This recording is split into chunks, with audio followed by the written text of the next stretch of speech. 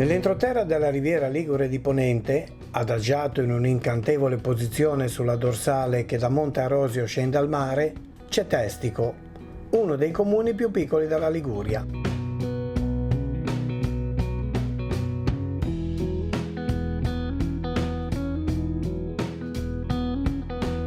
Arrivando in paese si nota subito la parrocchiale dei Santi Pietro e Paolo. La chiesa barocca, che domina le valli Lerrone e Merula, fu costruita nel 1670 su una preesistente chiesa romanica a 3 navate. La facciata, con lo stemma dei Doria e i marmi del vecchio portale distrutto dai soldati napoleonici riutilizzati nei gradini dell'ingresso, racchiude al suo interno un gioiello di tecnica costruttiva. Infatti l'architetto Domenico Belmonte da Gazzelli prestò una particolare attenzione alla luce che penetra nell'edificio. Giocando su sporgenze e rientranze nell'arco della giornata è riuscito a creare momenti chiaroscurali di grande effetto. L'interno è decorato dal pittore, scultore e mosaicista portorino Tommaso Carrega. In particolare colpisce la pregevole fattura dell'altare maggiore in marmo policromo incastonata a mosaico. Le reliquie esposte hanno in gran parte la pergamena di autenticità, con ceralacca e fili integri. La pala d'altare, dedicata al martirio di Santo Stefano, è del pittore genovese Lazzaro Tavarone, un artista molto apprezzato anche in Spagna alla corte di Filippo II. Celebre la sua decorazione della facciata di Palazzo San Giorgio a Genova. Invece l'ottocentesca Madonna del Rosario, opera dello scultore genovese Giovan Battista Garaventa, nella seconda metà del Novecento fu depredata dai ladri. Qui, in una vecchia foto, la statua com'era in origine.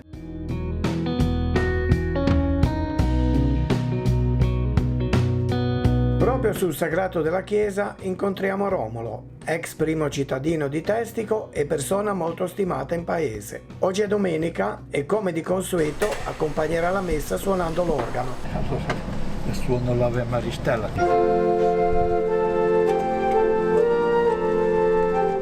Lo strumento ha quasi 200 anni e infatti fu costruito agli inizi dell'Ottocento dall'organaro pavese Andrea Cesare Buzzoni.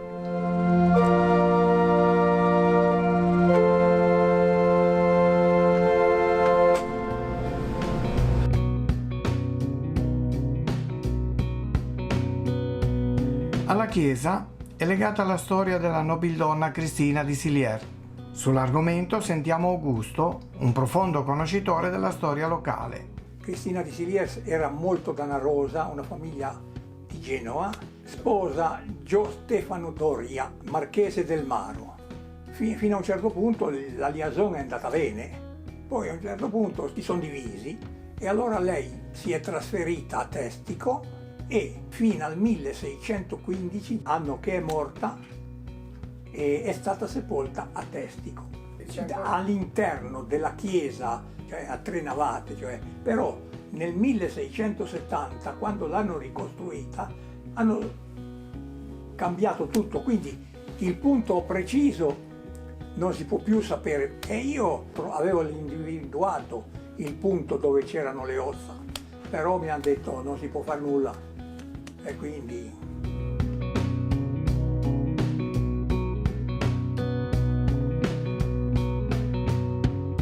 Passeggiando per i vicoli si respira un'atmosfera rilassante, si fanno curiose scoperte e si ammirano piacevoli panorami.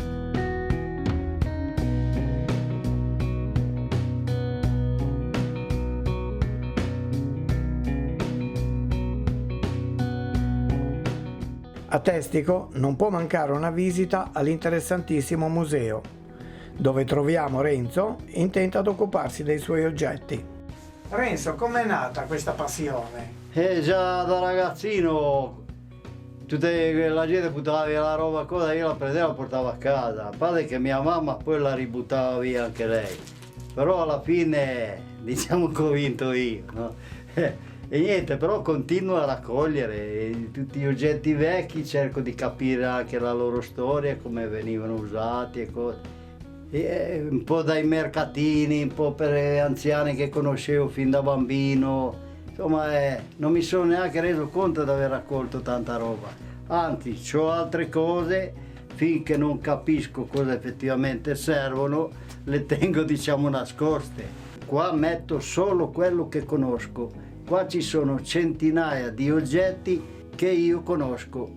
Infatti se uno mi fa una domanda io gli rispondo che cos'è. C'è qualche oggetto che sei più affezionato? Ce n'è molti oggetti che sono affezionato, però ce n'è uno in modo particolare. Praticamente quando ero ragazzino, mangiando un ghiacciolo, un pescatore, no, un navigante, non un pescatore, è andato in pensione e mi dice in dialetto: tegnimi sti legni che se ti me porti paesi mi te da 10 franchi. E così raccoglievo questi legni dei ghiaccioli e li portavo a lui e lui mi dava le 10 lire finché mi ha detto basta. Però in seguito succede una cosa molto interessante. C'ho anche un libro antico e lì spiega cosa facevano con i pezzetti di legno questi marinai nel loro tempo libero. Dopo un mezzo secolo ho capito cosa faceva con questi legni, perché siccome io facevo il camionista, mi telefona una signora da Genova e mi dice che vorrebbe fare un trasloco, portare i mobili a Genova, perché aveva ereditato la casa e voleva un preventivo. Logicamente non potevo fare un preventivo senza sapere niente. Destino vuole che mi accompagna proprio lì alla Igueglia, in questo vicolo dove abitava quest'uomo.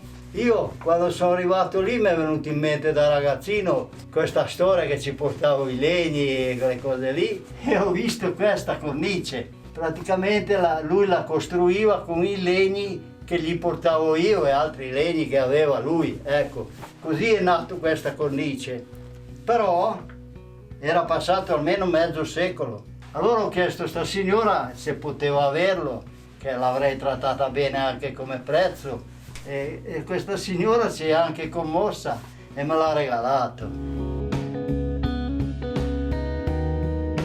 Naturalmente Testico non è solo centro del comune, ma ci sono anche le frazioni di Ginestro e Poggiobottaro con altre numerose borgate.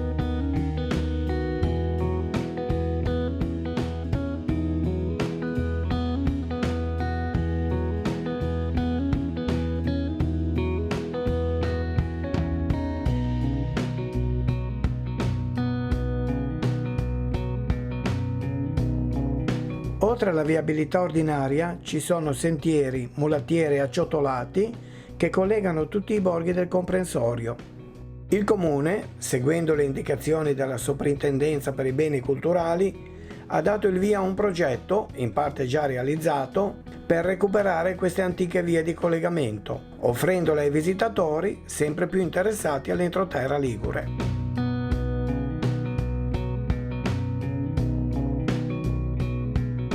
Lungo i percorsi si incontrano le testimonianze della vita che fu, come le preziose fontane e le numerose chiese di campagna che un tempo erano un luogo sicuro per pellegrini e viandanti.